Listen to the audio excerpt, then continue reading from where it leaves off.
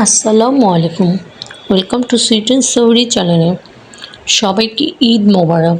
আজ আপনাদের জন্য মজাদার ভিন্ন ধরনের শ্যামাই রেসিপি নিয়ে এসেছে, যা খেতে অসাধারণ মজা। একবার যদি কাউকে বানিয়ে খাওয়ান, সে আপনার থেকে বারবার খেতে চাইবে এই শ্যামাইটা। চলুন কথা না বাড়িয়ে তৈরি করা যাক। এই শ্যামাইটা আমি কিভাবে তৈরি করেছি। আমি একটা হাঁড়ি চুলাতে বসিয়ে দিয়েছি। এর মধ্যে আমি 2 টেবিল চামচের মতো ঘি দিয়ে দিলাম।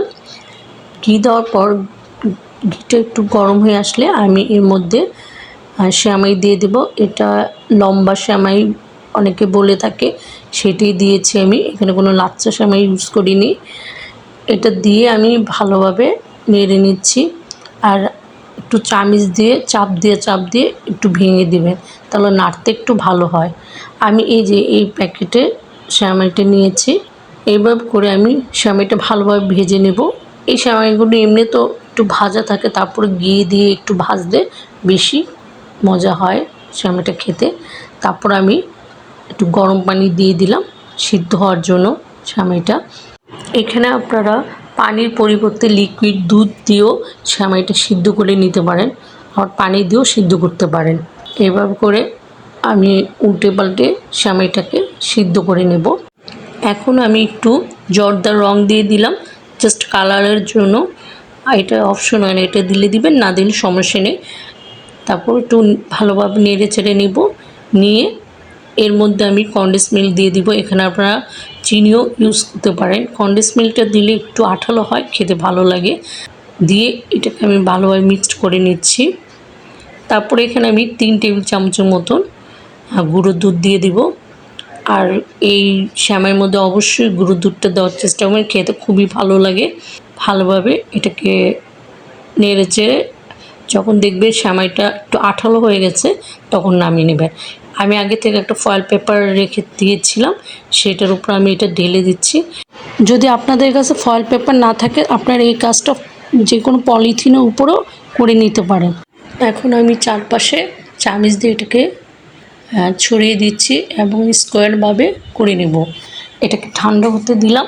এখন আমি চুলায় একটা হাঁড়ি বসিয়ে দিয়েছি। এর মধ্যে আমি হাফ লিটার দুধ দিয়ে দিয়েছি।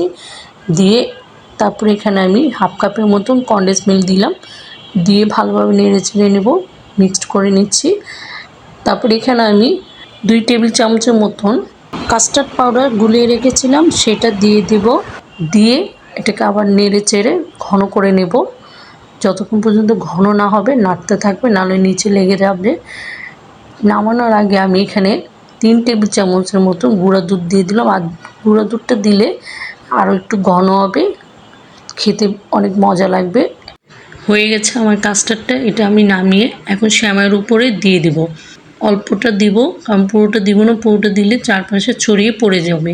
তাই অল্পটা দিয়ে এটাকে একটু ঠান্ডা হতে দেব। ঠান্ডা হলে এটা শক্ত হয়ে যাবে। এভাবে করে আমি রেখে দেব প্রায় 20 মিনিটের মতো। এটা রেখে দেব। এটা ঠান্ডা হলে আরও শক্ত হয়ে যাবে। ঠান্ডা হয়ে গেছে। এখন আমি এর উপরে পেস্তা বাদাম গুঁড়ো দিয়ে দিচ্ছি। আপনারা অন্যান্য বাদামও দিতে পারেন গুঁড়ো করে, যেমন কাজু বাদাম, কাঠবাদাম, যে কোনো বাদাম দিতে পারেন। এখন আমি এটাকে মুড়িয়ে নিচ্ছি। সাবধানে মোড়াতে হবে যেন ভেঙে না যায়। আস্তে আস্তে টানবেন আর মোড়াতে থাকবেন। এবার ফয়েলটা টানতে থাকবেন আর মুড়িয়ে এটাকে রোল করে নেব। সুন্দর করে রোল করে নিচ্ছি। এভাবে করে রোল করে 2 পাশ থেকে আটকিয়ে দেবেন। আটকে এটাকে আমি ফ্রিজে রেখে দিব 1 ঘন্টা মতন। আমি চারপাশে আটকে দিলাম, যেন শ্যামাইটা ভেঙে না যায় সেদিকে খেয়াল রাখতে হবে। ভালোভাবে এভাবে মুড়িয়ে 2 পাশ দিয়ে আটকিয়ে দেব। আটকে এটাকে আমি 1 ঘন্টার জন্য ফ্রিজে রেখে দেব।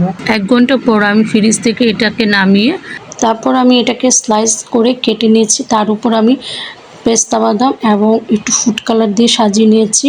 স্লাইস করার সময় ভিডিওটা অন করতে আমি ভুলে গিয়েছিলাম। আপনারা বুঝে এটা স্লাইস করে কেটে নেবেন। এখন আমি একটু কেটে দেখাচ্ছি ভিতরটা কেমন হয়েছে। খেতে অসম্ভব মজা হয়েছিল মাশাআল্লাহ। আর ভিতরে ছিল ক্রিমি সফট, অনেক মজা খেতে। অবশ্যই বাসায় এই অসাধারণ শ্যামাই রেসিপিটা বানিয়ে খাবেন। এটা ঈদ বা যে কোনো অকেশনে এটা ডেজার্ট হিসেবে রাখতে পারেন, মেহমান আসলেও এটা তৈরি করে দিতে পারেন। এই সেমাই রেসিপিটা খেয়ে মেহমানরা অবশ্যই আপনার থেকে এই রেসিপিটা চাইবেই, কারণ এটা এতটা খেতে মজা, না বানিয়ে খেলে বুঝবেন না। অবশ্যই বানিয়ে খাবেন আর আমাকে কমেন্টস করে জানাবেন কেমন হয়েছে। এই ভিডিওটা যদি ভালো লেগে থাকে অবশ্যই সাবস্ক্রাইব করবেন, সাথে লাইক শেয়ার কমেন্টস করবেন। আর এই ভিডিও ডিসক্রিপশন বক্সে আমার ফেসবুক লিঙ্কটা দেওয়া থাকবে, অবশ্যই সেখানে গিয়ে লাইক শেয়ার ফলো দিবেন। আজ এই পর্যন্ত, সবাই ভালো থাকেন, সুস্থ থাকেন। আবারও ঈদ মোবারক।